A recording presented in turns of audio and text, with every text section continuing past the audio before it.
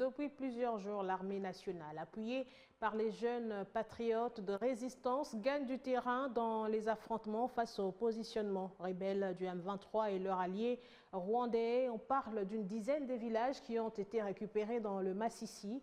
Loin des tractations diplomatiques, les FARDC se disent déterminés à récupérer les territoires occupés par les rebelles. Les détails dans ce dossier de la rédaction.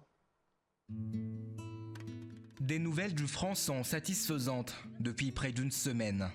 Les affrontements ont repris de plus belle entre les FARDC et les rebelles du M23. L'armée loyaliste, qui bénéficie du soutien des Wazalendo, a déjà récupéré plus de 10 villages dans le Nord Kivu. Les FARDC pilonnent les positions de l'ennemi à Rwindi en plein cœur du parc national de Virunga, ainsi qu'à Kibirizi, dans le groupement de Mutanda. Dans leur défensive, les M23 ont pris le contrôle d'une autre zone minière stratégique dans le sud Kivu, Lumbishi, pour ne pas la citer. Ces affrontements aggravent la situation sécuritaire et humanitaire aussi dans la province voisine du sud Kivu.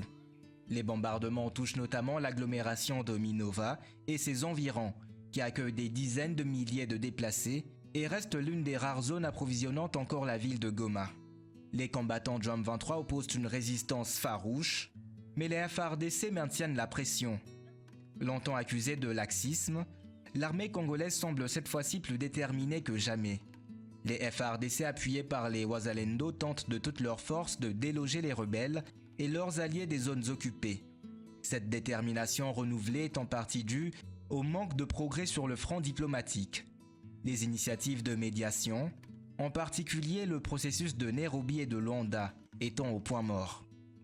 Ce processus a rencontré des difficultés d'implémentation, exacerbées par une crise de confiance majeure entre le président congolais Félix Tshisekedi et son homologue kényan William Ruto.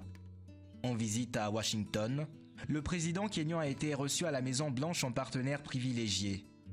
Une visite qui a permis au président américain Joe Biden de désigner le Kenya comme allié majeur, non membre de l'OTAN. 18 autres pays bénéficient déjà de ce statut particulier qui leur confère des liens militaires et diplomatiques privilégiés avec les États-Unis. Devant ses partenaires, William Ruto pince sans rire a déclaré qu'il n'y a pas de solution militaire dans l'Est de la RDC et toute possibilité d'une solution dans ce sens est à écarter.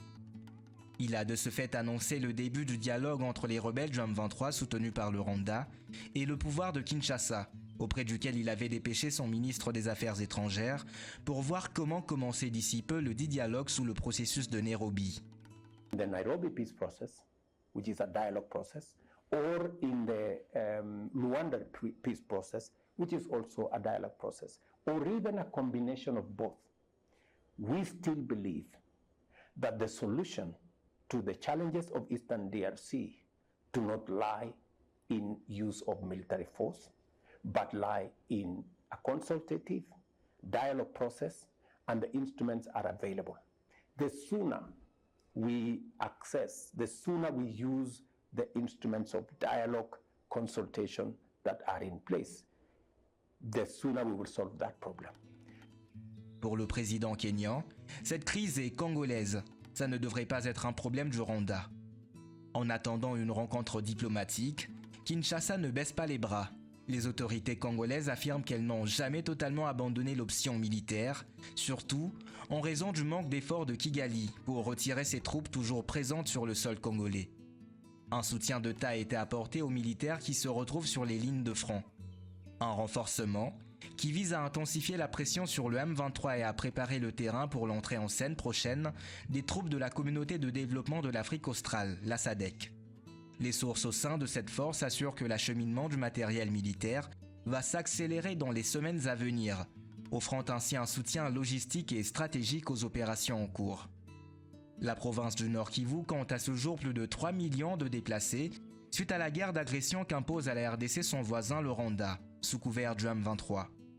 Selon les humanitaires, la crise humanitaire due à cette guerre nécessite plus de 2 milliards de dollars américains et la mobilisation à ce jour est de moins de 20% des fonds.